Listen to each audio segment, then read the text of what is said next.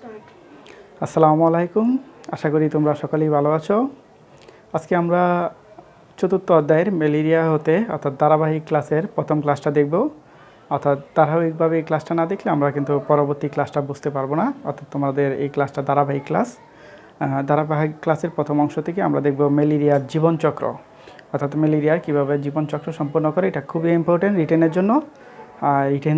রিটেনের পাশাপাশি এর ভিতর থেকে এমসিকিউ আসে, যেটা আসলে এমসিকিউ পড়লে পারা যায় না, কিন্তু রিটেন পড়লে এমসিকিউটা পারা যায়। ঠিক আছে, সেক্ষেত্রে তোমরা একটু ভালো করে বুঝবে এবং পাশাপাশি এটা পড়ে নিবে। পরীক্ষায় এটা রিটেন প্লাস নেগেটিভ দুইটার জন্য ইম্পর্টেন্ট।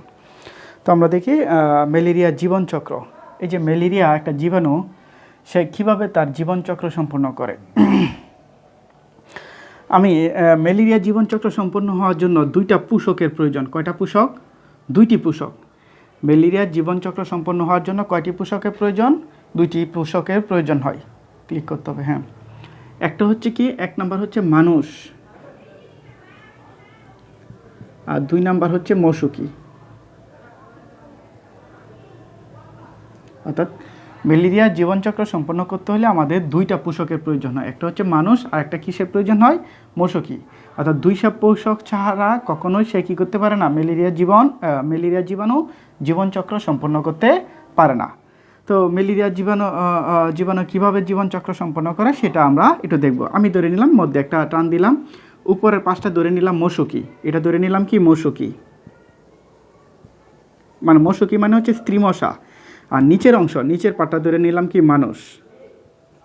অর্থাৎ জীবনচক্র সম্পন্ন হওয়ার জন্য দুইটা পোষক প্রয়োজন। এটা একটা পোষক, এটা একটা পোষক। এই দুইটা পোষক ছাড়া কখনোই তার জীবনচক্র সম্পন্ন করতে পারে না। তাহলে কীভাবে ম্যালেরিয়া জীবনচক্র সম্পন্ন করে সেটা আমরা দেখব। ধরি এই মানুষকে কোনো মশকি অর্থাৎ স্ত্রী মশা কামড় দিল। ঠিক আছে, তাহলে কামড় দিলে এটা কি হচ্ছে, তার ঠোঁট আঁকতেছি। ধরো এটা হচ্ছে তার ঠোঁট। ঠিক আছে, এটা হচ্ছে মশকি, স্ত্রী মশকির ঠোঁট।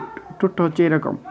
দেখবা যে মশা কামড় দিলে যদি এটা সুযোগ দাও কামড় দেওয়ার, ওর শুয়ের মতো একটা ঠোঁট আছে। এই শুয়ের মতো ঠোঁটটা কী করে, তোমার হচ্ছে লুমকূপ দিয়ে ভিতরে প্রবেশ করে দেয়। অর্থাৎ কী করে, সেখান দিয়ে রক্ত শোষণ করে নেয়। তো ধরে নিই এটা আমি জুম করে রাখছি, এত বড় তো হয় না, কিন্তু এটা জুম করে রাখলাম যে এটা হচ্ছে মশকির ঠোঁট, যেটা মানবদেহের ভিতরে ঢুকিয়ে দিল। এটা হলো মানুষ, এটা মানবদেহের মধ্যে ঢুকিয়ে দিল মশকির ঠোঁট। সে কী করছে, রক্ত শোষণ করে নিচ্ছে। ঠিক আছে, এখান থেকে কী করতেছে, সে রক্ত শোষণ করে নিচ্ছে এখান থেকে।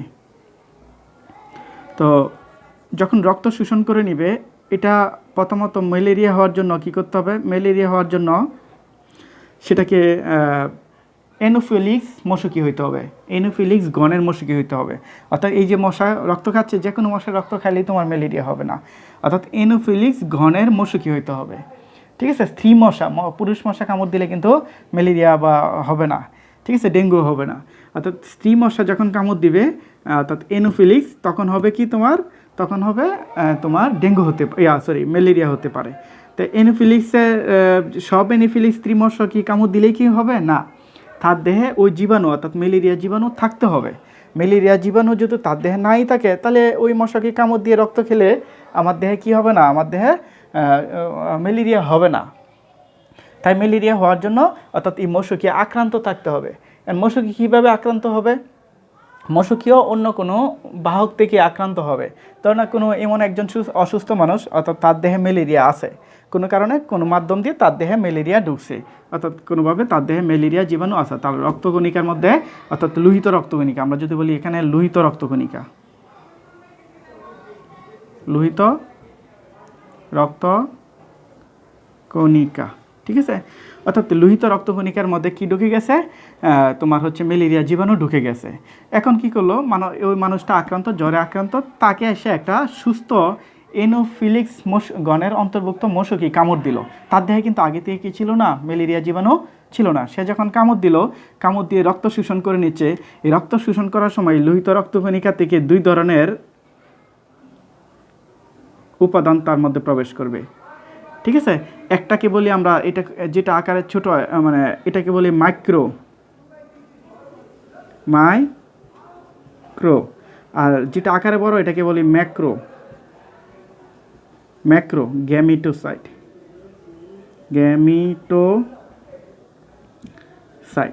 তাহলে এটা হলো মাইক্রোগ্যামিটোসাইট, এই অংশটা আমি আর এখানে লিখি নাই। তাহলে একটা আকারে বড় দিছি আর একটা আকারে ছোট দিছি, ছোটোটাকে বলা হচ্ছে কি মাইক্রো, মাইক্রো, আর বড়টাকে বলছি কি ম্যাক্রো। মাইক্রো মানে ক্ষুদ্র আর ম্যাক্রো মানে হচ্ছে বড়। এই মাইক্রোগ্যামিটোসাইট এবং ম্যাক্রোগ্যামিটোসাইট এই লোহিত রক্তকণিকায় উৎপন্ন হবে। যে ব্যক্তি অলরেডি কি ম্যালেরিয়া আক্রান্ত, তার লোহিত রক্তকণিকা ভেঙে কি তৈরি হয়ে গেছে, মাইক্রোগ্যামিটোসাইট ও ম্যাক্রোগ্যামিটোসাইট তার দেহে তৈরি হয়ে গেছে। তৈরি হয়ে যাওয়ার কারণে সে যখন এই যে একটা সুস্থ মশকি অর্থাৎ অ্যানোফিলিক্স মশকি সে কী করলো, ওই আক্রান্ত রোগীকে অর্থাৎ আক্রান্ত ব্যক্তিকে কী করলো, কামড় দিল। মানে হচ্ছে ম্যালেরিয়া আক্রান্ত রোগীকে কামড় দিল। কামড় দেওয়ার কারণে এই যে রক্ত শোষণ করে নিছে, এই রক্তের সাথে এই মাইক্রোগ্যামিটোসাইট ও ম্যাক্রোগ্যামিটোসাইট দুইটা মশকির দেহে প্রবেশ করবে। তার আগ পর্যন্ত কিন্তু এই মশকি আক্রান্ত ছিল না, বা ওই মশকি অন্য সুস্থ মানুষকে কামড় দিলেও কোনো ম্যালেরিয়া হতো না। কিন্তু যখন ওর দেহ থেকে রক্ত শোষণ করে নিছে, এর মধ্যে মাইক্রোগ্যামিটোসাইট ও ম্যাক্রোগ্যামিটোসাইট অর্থাৎ ম্যালেরিয়া জীবাণুর দুইটা বলতে পারি গ্যামিট, একটা হলো পুং গ্যামিট আর একটা হলো স্ত্রী গ্যামিট। ম্যালেরিয়া জীবাণুর দুইটা গ্যামিট, একটা হলো পুং গ্যামিট আর একটা হলো স্ত্রী গ্যামিট। মাইক্রো মানে পুং আর ম্যাক্রো হলো স্ত্রী, অর্থাৎ মাইক্রোগ্যামিট মানে পুং গ্যামিট আর ম্যাক্রোগ্যামিট হচ্ছে স্ত্রী গ্যামিট। এই দুইটা গ্যামিট কী করলো, ওই আক্রান্ত রোগী অর্থাৎ আক্রান্ত মানুষ থেকে শোষণ করে নিল। শোষণ করে নেওয়ার পর এটা মশকির পাকস্থলীতে চলে যাবে। আমি এখানে মশকির একটা পাকস্থলী আঁকি।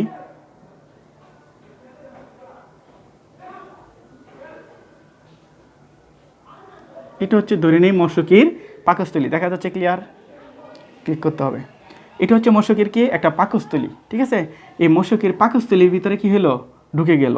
অর্থাৎ যখন এটা হলো মশকির পাকস্থলী, অর্থাৎ মশকি যখন খাবার গ্রহণ করে, এটার যেমন আমাদের যেমন পাকস্থলী আছে ওরও পাকস্থলী আছে, ওর পাকস্থলীকে বলা হয় ক্রপ।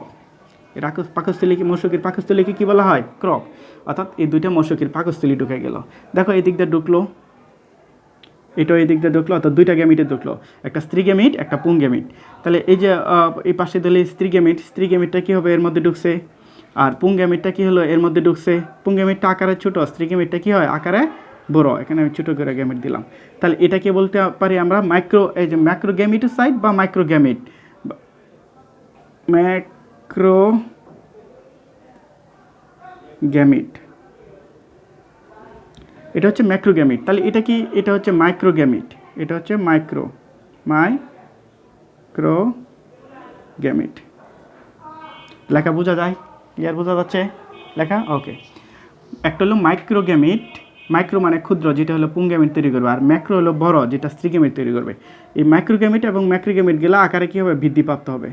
দেখো কেমন বৃদ্ধিপ্রাপ্ত হয়। ম্যাক্রোগ্যামিট কী হবে, আকারে বড় হলো, আর এটাও আকারে কী হলো, অনেকটা 10 পয়সার মতো। 10 পয়সা দেখছো তোমরা কখনো? 10 পয়সা, অনেকটা 10 পয়সার মতো, বাংলাদেশের মুদ্রা 10 পয়সা, ঠিক আছে?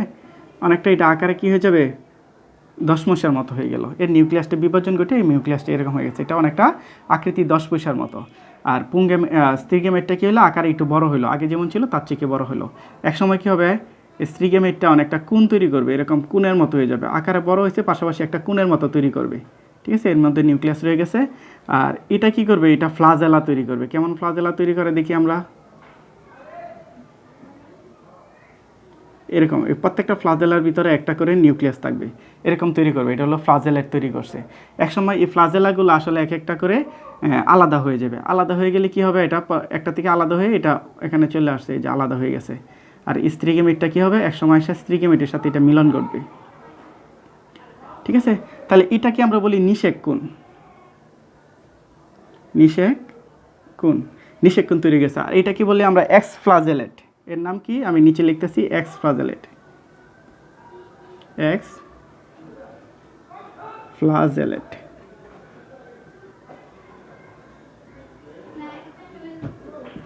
এটা কি বলি আমরা, এক্স ফ্লাজেলেট। আর এটা হলো নিষেক কোণ। এই এক্স ফ্লাজেলেট থেকে একটা ফ্লাজেলা আলাদা হয়ে যাবে। আর একটা এটাকে আমরা বলি শুক্রাণু, এটার নাম হচ্ছে শুক্রাণু।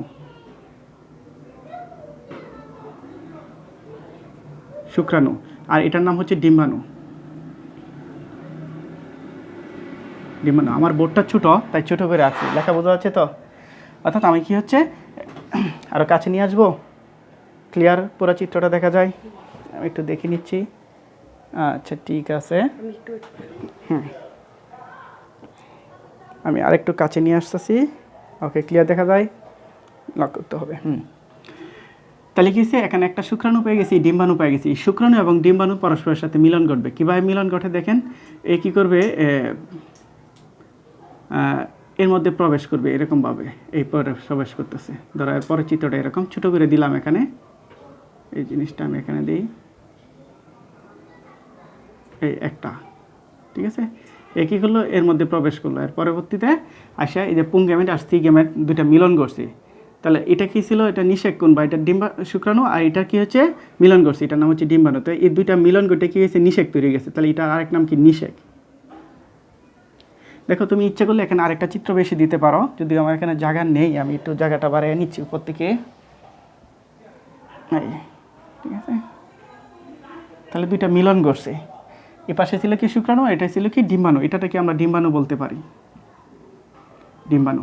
তাহলে ডিম্বাণুটা নিষেক কোণ তৈরি হয়েছে, একসময় শুক্রাণু এবং ডিম্বাণু দুইটা শিখিয়েছে, মিলিত হয়ে গেছে। তাহলে ডিম্বাণুটা এখানে লিখলাম না, এটার নাম দিয়ে দিলাম শুক্রাণু, এটার নাম, এখানে আগে ডিম্বাণু তৈরি হয়ে গেছে, শুক্রাণু এবং ডিম্বাণু দুইটা মিলিত হয়ে কি তৈরি হয়েছে, নিষেক, অর্থাৎ নিষেক ঘটছে, আর দুইটার মধ্যে ক্রস ঘটছে।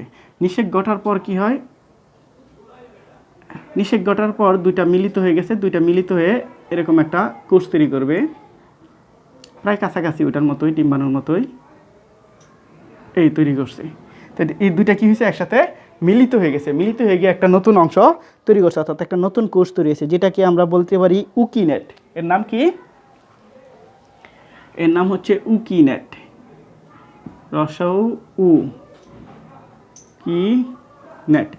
উচ্চারণের সময় খেয়াল করবো, উ ডাবল উ এখানে, ঠিক আছে, উ কি নেট, অর্থাৎ ডাবল উ। তুমি বলো যে একটা উ দিয়ে লেখা যাইতো, হ্যাঁ লেখা যাইতো, কিন্তু ওরা দুইটা না, দুইটা লেখছে, একটা উ রসৌ আর একটা হলো উ, অর্থাৎ উকিনেট। এই উকিনেটটা তৈরি হয়ে গেছে। এখন এটা যেহেতু মশকির ক্রপ, মানে মশকির পাকস্থলী, নিশ্চয়ই মশকির পাকস্থলী একস্তরী না, এটা হলো এরকমভাবে কোষ দ্বারা গঠিত, পুরোটাই এরকমভাবে কোষ দ্বারা গঠিত, কিন্তু আমাদের পুরোটা তো কোষ দেওয়ার দরকার নয়, আমি অল্প একটু অংশ কোষ দেখাই দিলাম, যে এর প্রাচীরটা হচ্ছে অসংখ্য কোষ দ্বারা গঠিত। তুমি একটু নেমে যাও মামা, একটু নেমে যাও। এই মশকির প্রাচীরটা কীরকম, এই পুরাটাই কোষ দ্বারা গঠিত, কিন্তু আমাদের পুরোটা দেখাইতে হবে না, আমরা অল্প একটু অংশ দেখাই দিলাম যে এরকম কোষ দ্বারা গঠিত। এবং এটা কি করবে, এই কোষগুলো ব্যাধ করে বাইরে চলে যেতে চেষ্টা করবে, অর্থাৎ এখানে ছোটো করে আঁকছি, তো এখানে একটা তীর চিহ্ন দিলাম যে এটা কী করছে, বাইরে চলে যাওয়ার চেষ্টা করতেছে, অর্থাৎ কী হচ্ছে, উকিনেটটা যেটা তৈরি হয়েছে, সেই উকিনেটটা কী হচ্ছে, এখন এই ক্রপ ব্যাধ করে বাইরে চলে যাবে। তাহলে উকিনেটটা এক সময় কী হবে, বাইরে চলে গিয়ে উসিস তৈরি করবে। তাহলে আমি উকিনেটটা ধরে নেই যে এই পাশ দিয়ে কী হলো, এটা মুছে দিচ্ছি এখানে, যে উকিনেটটা এই পাশ দিয়ে কী করলো, বাইরে চলে গেছে, অর্থাৎ ক্রপের বাইরে বের হয়ে গেছে। তাহলে ক্রপের বাইরে বের হয়ে গেছে, এখানে বের হয়ে গেছে, আমি ধরে নিলাম এখানে। তাহলে এই উকিনেটটা বাইরে চলে আসে, এর নাম হচ্ছে উসিস্ট। আমি লেবেলিংটা এই পাশে করতেছি, এটা উসিস্ট দেখা যাচ্ছে। তাহলে আর কাছে লিখবো, আমি একটু কাছে লিখতেছি, যদি ক্যামেরা না দেখা যায়, আমি এই পাশে একটু কাছে লিখতেছি, উসিস্ট, উসিস্ট। অর্থাৎ উকিনেটটা কী হলো, উকিনেটটা বাইরে বের হয়ে আসার পর এটার নাম একই জিনিস, বাইরে বের হয়ে আসছে, এই জন্য এটার নাম হয়ে গেছে উসিস্ট। এখন উসিস্টটা হচ্ছে এরকমভাবে, এটা আর একটা প্রাচীর, এরকমভাবে প্রাচীর ব্যাধ করে এটা বাইরে চলে আসছে, ঠিক আছে। এটা কী হচ্ছে, অর্থাৎ আমরা বলতে পারি ক্রপ থেকে, অর্থাৎ পাকস্থলী থেকে বাইরে বের হয়েছে, বাইরে বের হয়ে আসে, এটা এখানে অবস্থান করতেছে। তাহলে এর কী হবে, এই যে নিউক্লিয়াসটা, অর্থাৎ উসিস্টের যে নিউক্লিয়াস আছে, সেই উসিস্টের নিউক্লিয়াসটা মিউসিস বিভাজন ঘটবে। কী বিভাজন ঘটবে, মিউসিস, ঠিক আছে, অর্থাৎ একটা থেকে 4টা তৈরি হয়, এর মিউসিস ঘটবে। তাহলে একটা থেকে কয়টা তৈরি হবে, 4টা। তার মানে এর মধ্যে কী করছে, নিউক্লিয়াসের বিভাজন, এটার নাম হচ্ছে নিউক্লিয়াসের বিভাজন। লেখা বোঝা যায়, নিউক্লিয়াসের বিভাজন। কীভাবে ঘটছে নিউক্লিয়াসের বিভাজনটা, মিউসিস প্রক্রিয়ায়। কীভাবে ঘটছে এটা, মিউসিস প্রক্রিয়া। এই তোমরা ওই রুমে চলে যাও, ঠিক আছে। এই মিউসিস প্রক্রিয়ায় এই উসিস্টের, এই যে উসিস্টটা ছিল, সেই উসিস্টটা মিউসিস বিভাজন করছে, ফলে একটা থেকে 4টা, 4টা থেকে 8টা, এরকমভাবে 4টা থেকে 16টা এইভাবে তৈরি হইতে থাকে, অর্থাৎ মিউসিস বিভাজন ঘটলো এখানে, ঠিক আছে। অর্থাৎ এই নিউক্লিয়াসটা, অর্থাৎ উসিস্টের নিউক্লিয়াসটা বিভাজন ঘটে, এটাকে বিভাজন ঘটার পর এটাকে বলবো আমরা নিউক্লিয়াসের বিভাজন। একসময় কী হবে, নিউক্লিয়াসের বিভাজন ঘটার পর এটা কিছু পরিমাণ সাইটোপ্লাজম গ্রহণ করবে। কী করবে, কিছু পরিমাণ সাইটোপ্লাজম গ্রহণ করবে। যখন সাইটোপ্লাজম গ্রহণ করবে তখন এটাকে আমরা বলি কোষ। দেখো সাইটোপ্লাজম কীভাবে গ্রহণ করে, এই প্রত্যেকটা গোল দিব, যদি এখানে মার্কার দিয়ে আসলে এরকম গোল দেওয়া যায় না, এখানে অসংখ্য, আমি এখানে 4-5টা আঁকলাম। এই যে এখানে যে নিউক্লিয়াসগুলো ছিল, সেই নিউক্লিয়াসগুলো সাইটোপ্লাজম গ্রহণ করছে। কি করছে? সাইটোপ্লাজম ধারণ করছে। ধারণ করার পর কিছুটা গোলাকৃতির কোষ, তাহলে এটা আমরা নাম দিয়ে দিলাম গোলাকৃতির কোষ। গোলাকৃতির কোষ অর্থাৎ কী হলো, গোলাকৃতির কোষ তৈরি হয়ে গেল। অর্থাৎ নিউক্লিয়াসের বিভাজন করছে প্রথম ওসিস্টে, নিউক্লিয়াসের বিভাজনের পর এই নারায়ণা মরিয়া নেমে যাও, নারায়ণা, ওকে, নিউক্লিয়াসের বিভাজন করছে। সেই নিউক্লিয়াসের বিভাজনের পর কী হচ্ছে, গোলাকৃতির কোষগুলা তৈরি হয়েছে। এই গোলাকৃতির কোষগুলা কী হবে, একসময় এর আকার পরিবর্তন করবে। এই বুড়ি তুমি ওই রুমে চলে যাও। এটা কী হবে, অনেকটা লম্বা আকৃতির কোষ তৈরি করবে, কিছুটা ধানের মতো, ধানের বীজ যেরকম, কিছুটা লম্বা। ঠিক আছে, আসলে এখানে এটার ভিতরে নিউক্লিয়াস আছে কিন্তু বোঝা যাচ্ছে না। এটার কিছুটা লম্বা আকৃতির অর্থাৎ নিউক্লিয়াস তৈরি করবে। এই ওই রুমে তোমরা চলে যাও। অর্থাৎ গোলাকৃতির কোষ তৈরি করছিল। এই গোলাকৃতির কোষগুলো কিছুটা আকার, মানে অনেকটা ধানের মতো করে একটু লম্বা আকৃতির হয়ে গেছে। যেগুলি ধানের মতো লম্বা আকৃতির হয়ে গেছে সেগুলিকে আমরা বলবো স্পোরোজয়েট। এর নামগুলো কি? স্পোরোজয়েট। ঠিক আছে, তাহলে আমরা স্পোরোজয়েটগুলো, এটার নাম হচ্ছে কিছুটা লম্বা আকৃতি হওয়ার পর এর নাম হচ্ছে স্পোরোজয়েট।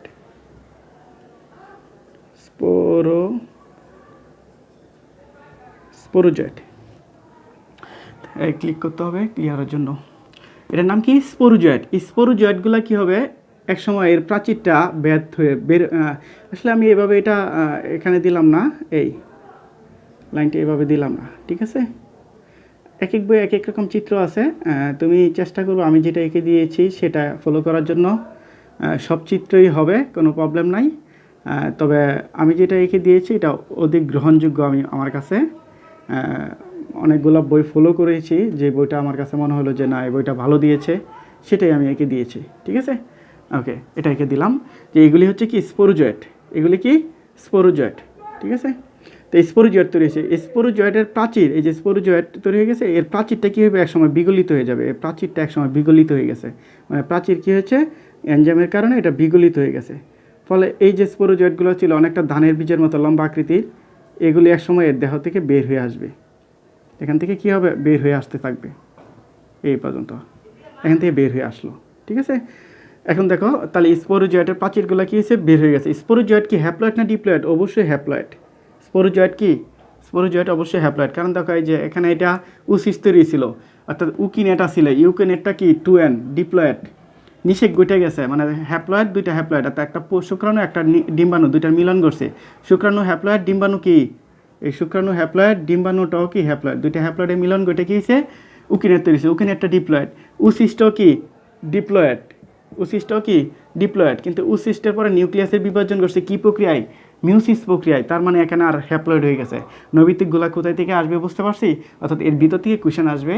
অর্থাৎ তোমরা যখন না বুঝতে পারবা মুখস্থ করে কোনোটাই মন থাকবে না, তাই এখানে বুঝে নিতে হবে যে হ্যাঁ শুক্রাণু ডিপ্লাণু দুইটাই কি হ্যাপ্লয়েড, দুইটা মিলন করছে, তাহলে এটা কি ডিপ্লয়েড। তাহলে ডিপ্লয়েড বাইরে আসতে কি ডিপ্লয়েডে রয়েছে। এই ডিপ্লয়েডে যখন মিউসিস ঘটে গেছে, অর্থাৎ একটা থেকে চারটা তৈরি হয়ে গেছে, তখন আর ডিপ্লয়েড না, এগুলি কি হ্যাপ্লয়েড। অর্থাৎ নিউক্লিয়াসে বিভাজন করছে যে এটা হ্যাপ্লয়েড। গোলাকৃতির কোষগুলো কি হ্যাপ্লয়েড। স্পোরোজয়েট যে তৈরি হয়েছে সেই স্পোরোজয়েটগুলো কি হ্যাপ্লয়েড। এখন হচ্ছে কি স্পোরোজয়েটের প্রাচীরটা বিগলিত হয়ে গেছে। যখন প্রাচীর বিগলিত হয়ে গেছে তখন এর মধ্যে থাকা উসিস্টগুলা বিদীর্ণ হয়ে গেছে, অর্থাৎ আমরা বলতে পারি বিদীর্ণ উসিস্ট।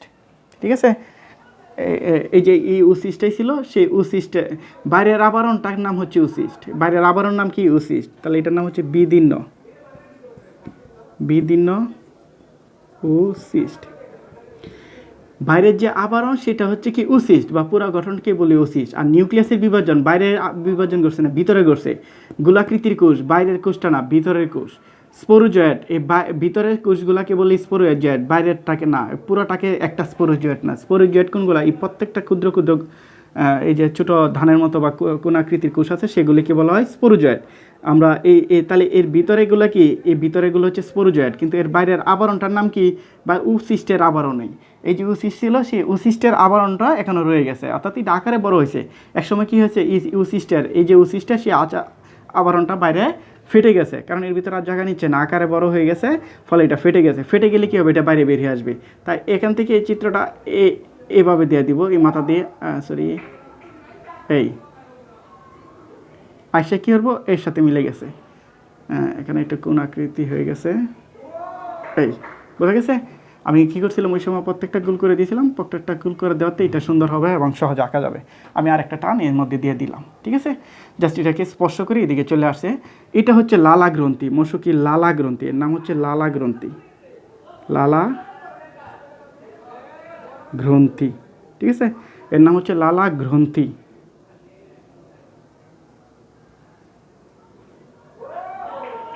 অর্থাৎ মশকির লালা গ্রন্থি, এই মশকির লালা গ্রন্থিতে প্রবেশ করছে। আসলে কি দেখো, এটা হচ্ছে কপ বা পাকস্থলী, আমরা খাওয়ার পরে খাবার যেখানে চলে যাচ্ছে। আর এটা ক্রপের দুইটা প্রাচীর, অর্থাৎ কপের এটা হলো ভিতরের ত্বকের কোষগুলা, আর এটা হলো বাইরের। অর্থাৎ ক্রপটা হচ্ছে মশকির ক্রপ হচ্ছে দ্বিস্তরী, অর্থাৎ দুইটা স্তর দ্বারা গঠিত। এটা হলো ভিতরের অংশ, অর্থাৎ ভিতরের ত্বক, আর এটা হলো বাইরের ত্বক। এই ভিতরের ত্বক থেকে আসলে বাইরের ত্বকে গেছে, কখনো এই ক্রপ থেকে বের হয়ে যায় নাই। এই পুরা ঘটনাটা ঘটছে কোথায়, ক্রপের মধ্যে। অর্থাৎ ক্রপের ভিতরের অংশ এটা, আর ক্রপের যে দুইটা স্তর, অর্থাৎ ক্রপের এই দুইটা আবরণ, এটা হলো ক্রপ, এরকম ক্রপের এটা হলো ভিতরে ছিল, ঠিক আছে। এটা ছিল কি ভিতরে, এই ভিতর থেকে অর্থাৎ দুই স্তরের মধ্যে চলে আসছে, অর্থাৎ ক্রপের দুই স্তরের মধ্যে।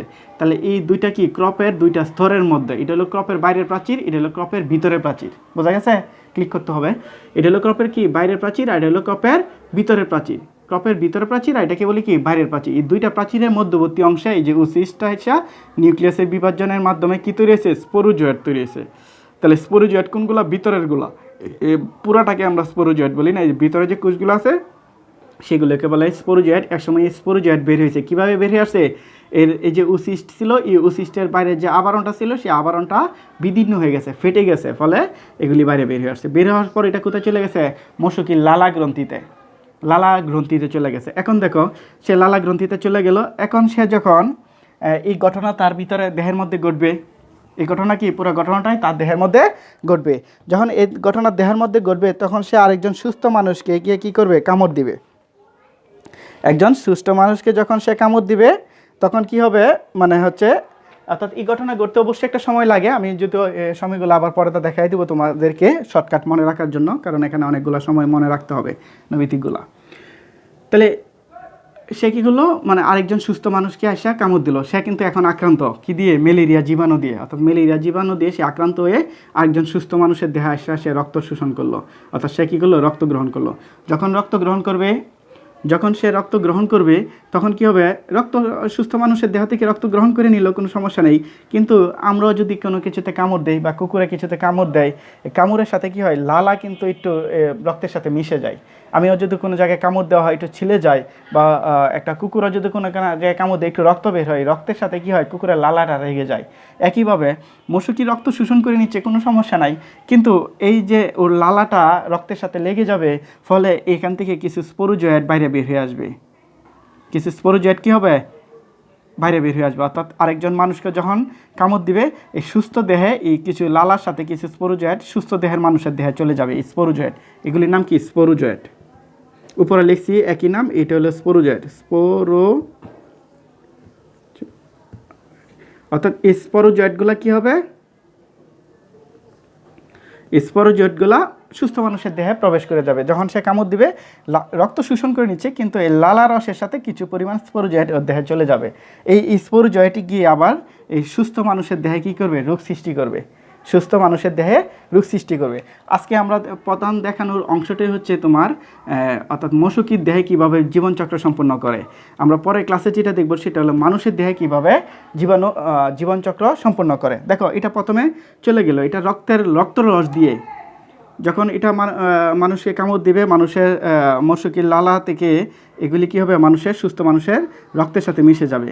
মিশে গেলে এই সুস্থ মানুষের রক্তের সাথে এটা কী হবে, বাইরে বাহিত হবে, রক্তরস দিয়ে বাহিত হবে। বাহিত হয়ে প্রথমে চলে যাবে এটা যকৃতে, বলতে পারো যে অন্য জায়গায় যেল না কেন, যকৃতেই গিয়ে সে জীবনচক্র সম্পন্ন করতে পারে। তাই প্রথমে তার খাদ্য হিসেবে সে চলে যাবে যকৃতে। মানে যকৃৎ কোষকে আক্রমণ করবে, প্রথমে যকৃৎকে আক্রমণ করবে, যকৃতের একটা কোষকে আক্রমণ করবে, করে এটা সংখ্যা বৃদ্ধি ঘটাবে, একসময় সংখ্যা বৃদ্ধি করে যকৃতের কোষ নষ্ট করে ফেলবে এবং এখান থেকে অসংখ্য তৈরি করবে, তৈরি করে আবার নতুন একটা যকৃৎ কোষকে সে কী করবে, আক্রমণ করবে। এভাবে নতুন আবার যকৃৎ কোষকে কী করব, সে এভাবে আক্রমণ করবে। ঠিক আছে, অর্থাৎ প্রথমে একটা যকৃৎ কোষকে আক্রমণ করছে, করে সে কী করছে, সংখ্যা বৃদ্ধি ঘটাইছে, ঘটায় কী হলো, একসময় যকৃৎ কোষ নষ্ট হয়ে গেছে, অসংখ্য তৈরি হয়েছে, সে আবার নতুন যকৃৎ কোষকে, ধরেন এখানে 10টা তৈরি হয়েছে বা 1000 বা 1 লক্ষ তৈরি হয়েছে, 1 লক্ষ নতুন যকৃৎ কোষকে আক্রমণ করবে। তাহলে এভাবে কী হবে, এই স্পোরোজয়েডটা যকৃতের মধ্যে সংখ্যা বৃদ্ধি ঘটাইতে থাকবে। যকৃৎকে আমরা বলি কি, হেপাটিক, হেপাটিক। ঠিক আছে, হেপাটিক সাইজোগনি বলি আমরা, সাইজোগনি। তাহলে হেপাটিক সাইজোগনি অর্থাৎ যকৃতের মধ্যে যে সাইজোগনি ঘটে, অর্থাৎ মানুষের দেহে যে ঘটে সেটাকে বলি আমরা সাইজোগনি, সাইজোগনি। আর মশকির দেহে যেটা ঘটে সেটাকে আমরা বলি স্পোরোগনি। মশকির দেহে ঘটলে সেটাকে আমরা বলি কি, স্পোরোগনি। ঠিক আছে, অর্থাৎ মানুষের দেহে ঘটলে সেটাকে বলি সাইজোগনি, অর্থাৎ এটা কি বলি, হ্যাপ্লয়েড। আর মশকির দেহে ঘটলে ওটা স্পোরোগনি, স্পোরোগনি হচ্ছে ডিপ্লয়েড। অর্থাৎ আমরা বলতে পারি মানুষের দেহের মধ্যে যৌন জনন ঘটে না, অযৌন জনন ঘটে। আর মশকির দেহের মধ্যে কি ঘটে, যৌন জনন ঘটে। এই যৌন জননের আরেক নাম হচ্ছে স্পোরোগনি, আর অযৌন জননের আরেক নাম কি, সাইজোগনি। অর্থাৎ মানুষের দেহে ঘটে কি, অযৌন জনন, অর্থাৎ দুইটার সাথে কী করলে সংখ্যা বৃদ্ধি ঘটে থেকে, এটা আমরা বিস্তারিত পরের ক্লাসে দেখব। ঠিক আছে, তো এটাকে বলি আমরা তাহলে স্পোরোগনি।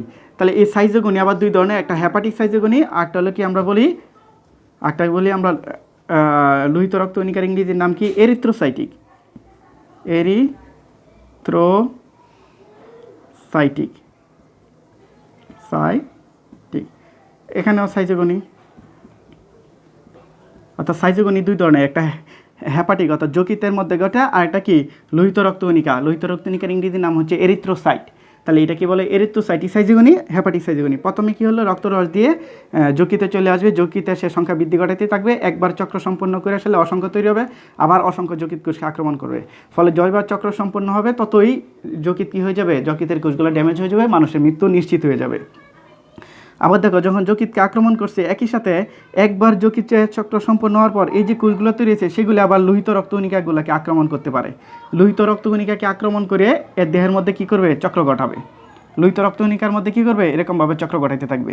অর্থাৎ একবার প্রথমবার যকৃতে ঘটাবে, তারপরে একবার যে কোষগুলো তৈরি হবে সেগুলি আবার নতুন যকৃৎ কোষকে আক্রমণ করতে পারে, পাশাপাশি সাথে লোহিত রক্তকণিকাকেও আক্রমণ করতে পারে। ফলে লোহিত রক্তকণিকা ধ্বংস হয়ে একসময় কী তৈরি হবে, ম্যাক্রোগ্যামেট, আর একটা হলো মাইক্রোগ্যামেট, এগুলি তৈরি হবে। আবার কী হবে, আরেকটা মশকি এসে অ্যানোফিলিস মশকি এসে কামড় দিবে, তখন এই রক্তের সাথে এর দেহে চলে যাবে। তো এই দুইটা জিনিস আমাদের ভালো করে বুঝতে হবে। আমরা ভিতর থেকে চিত্রগুলো দেখবো, এই দুইটা চিত্র দেখাই নাই, চিত্র দেখাবো, কিন্তু তোমাকে বুঝতে হবে এতটুকু যে একজন অসুস্থ মানুষের দেহ যে লোহিত রক্তকণিকার মধ্যে যখন আক্রান্ত হয়েছে, তখন সারা এই মাইক্রোগ্যামেট অর্থাৎ পুংগ্যামেট, স্ত্রীগ্যামেট ঢুকে গেছে, শুক্রাণু ডিম্বাণু ঢুকিয়া মিলিত হইয়া একসময় কি স্পোরোজয়েড তৈরি হয়েছে। তৈরি হয়ে যখন আরেকজন সুস্থ মানুষকে কামড় দেয়, এই লালারসের মাধ্যমে সেটা যকৃতে চলে যায়।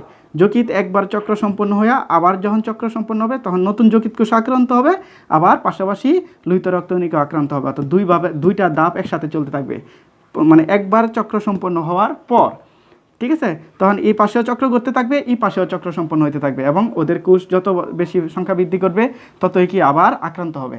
আক্রান্ত হয়ে আবার কি হবে, আক্রান্ত হলে যখন সে আক্রান্ত হবে এবং জ্বর লক্ষণ প্রকাশ পাবে, তখন আরেকটা মশকি এসে কামড় দিলে তাহার দেহে আবার এই যে লোহিত রক্তকণিকা ভেঙে তৈরি হয় মাইক্রোগ্যামেট আর ম্যাক্রোগ্যামেট, এগুলি ওর দেহে চলে যায়। তাহলে আমাদের এখান থেকে জানার বিষয় হচ্ছে, মানুষের দেহে প্রবেশ করছে কি, তো মানুষের দেহে প্রবেশ করছে হচ্ছে স্পোরোজয়েড। কোনটা প্রবেশ করছে, স্পোরোজয়েড। আর মশকির দেহে প্রবেশ করছে কি, গ্যামিটোসাইট, অর্থাৎ মাইক্রোগ্যামিটোসাইট ও ম্যাক্রোগ্যামিটোসাইট, এই দুটো হলো মশকির দেহে প্রবেশ করছে। এটা একটা নৈবিতিক। সাইজোগনি কি, হ্যাপ্লয়েড। মশকির দেহে যেটা ঘটে এটা হলো স্পোরোগনি, এটাকে বলা হয় ডিপ্লয়েড। এখন এদিকে একটু তাকাও, আমরা শেষে চলে আসছি। অর্থাৎ এই জিনিসটা তোমাদের খুবই এবং তোমরা যদি না বুঝতে পারো এটা কিন্তু কঠিন হবে, তোমরা পারবা না, পরীক্ষা হলেও লিখতে পারবা না, নৈবিত্তিক তো একবারেই পারবা না। রিটেন পড়ে বা রিডিং পড়ে তুমি নৈবিত্তিক পারবা না, এটা না বুঝতে পারলে, ঠিক আছে, এবং অনেকটা কঠিন হয়ে যাবে। ওকে, তাহলে এই যে দেখো এখানে দুইটা হ্যাপ্লয়েড মিলিত হয়ে কি একটা ডিপ্লয়েড তৈরি হয়েছে। তাহলে এই যে হ্যাপ্লয়েড তৈরি, এগুলি কি হ্যাপ্লয়েড না, এটাকে আমরা বলি গ্যামিটোসাইট। ঠিক আছে, এটার নাম কি গ্যামেট। আমরা দেখো এখানে পুংগ্যামেট আর স্টিগ্যামেট আসছিল, কি ছিল পুংগ্যামেট আর স্টিগ্যামেট।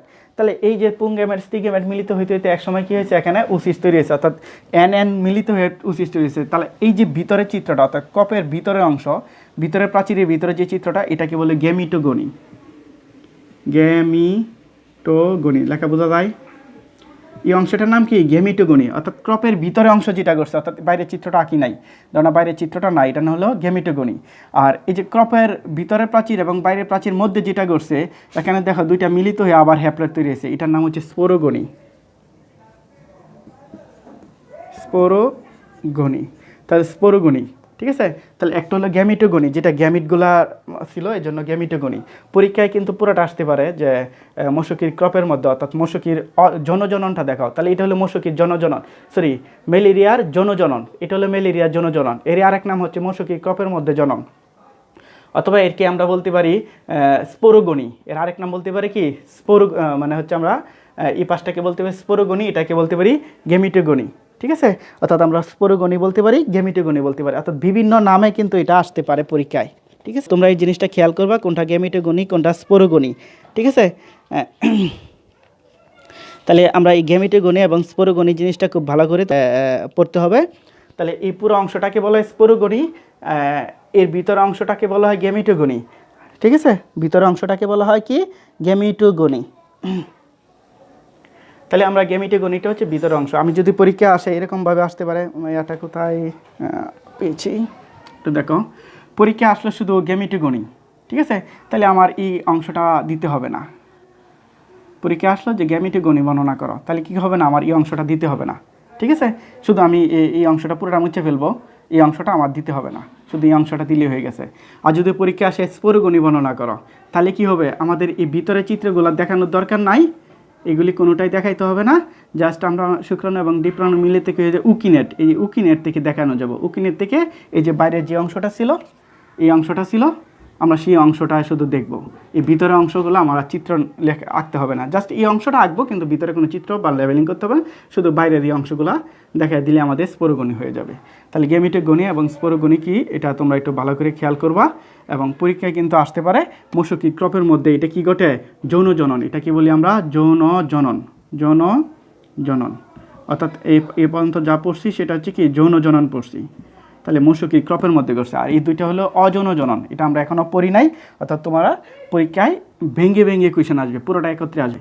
যে ভাই আগামী ক্লাসের আগে যদি কমেন্ট করো, আমি অবশ্যই ক্লাস নিয়ে আবার ক্লাস নিব, কিন্তু যদি পরবর্তী ক্লাসের আগে না করো, তাই আমি আর পরবর্তীতে আসলে এটা আর করানো সম্ভব হবে না। অর্থাৎ নেক্সট ক্লাসের আগে যারা বুঝতে পারবে না কমেন্ট করবে, আমি প্রয়োজনে জুম ক্লাসে গিয়ে সরাসরি তোমাদের বুঝিয়ে দিব। ধন্যবাদ তোমাদের সবাইকে এতক্ষণ সাথে থাকার জন্য। আর পরবর্তী ক্লাসটা অবশ্যই দেখবে, এটা একটা ধারাবাহিক ক্লাস, না হয় আমরা পুরো অংশটা বুঝতে পারবো না, ঠিক আছে। সবাইকে ধন্যবাদ।